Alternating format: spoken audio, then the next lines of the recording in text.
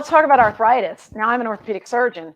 And one of the reasons I started getting interested in all of this is I did not think that we surgeons were really moving the needle in terms of population health or really getting people better in general.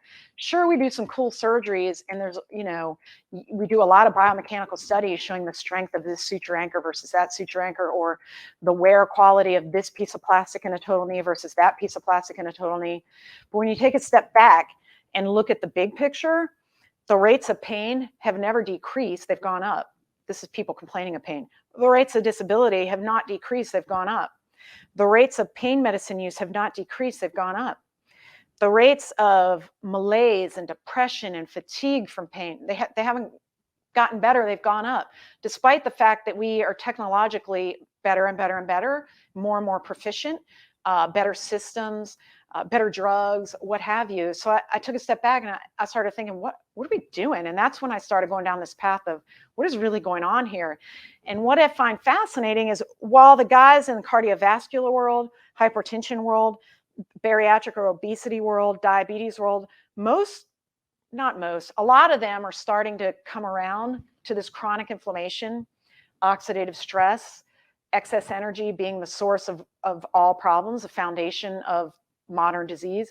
But for some reason, the arthritis world, this hasn't caught on yet. And I still get told by faculty, peers, people I work with that, oh, you're it's not inflammatory. What are you talking about? It's just the load from them being heavy. And it's just wear and tear. They had an injury. I'm telling you, that this is not being admitted yet, but I think osteoarthritis is a systemic disease that is just manifesting in the genes. In the joints, just like diabetes is a systemic disease, it manifests at your insulin levels, and then of course will damage peripheral things like nerves and retina and things like that, biologically active cells. So we know now that arthritis, always thought of as degenerative and wear and tear, we're actually learning more and more that it is more akin to the inflammatory condition than we before suspected. So the problem was before we had newer tools, there were observations that there were fewer white blood cells in the synovial fluid of somebody with arthritis versus somebody with rheumatoid arthritis. But that was before we really started understanding biomarkers. And to be honest, we don't really have a great biomarker yet for this. We're working on it. But just looking at basic white blood cells, the people with RA had more than the people with OA. So at that point, it was just decided, and it became dogma at that point, that osteoarthritis is not inflammatory, even though itis is at the end of it, and it is degenerative and wear and tear.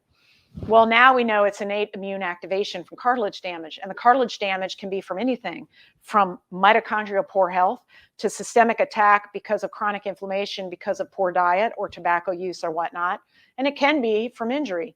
But a lot of arthritis is systemically brought on by inflammatory proteins, just like when adipose produces adipokines.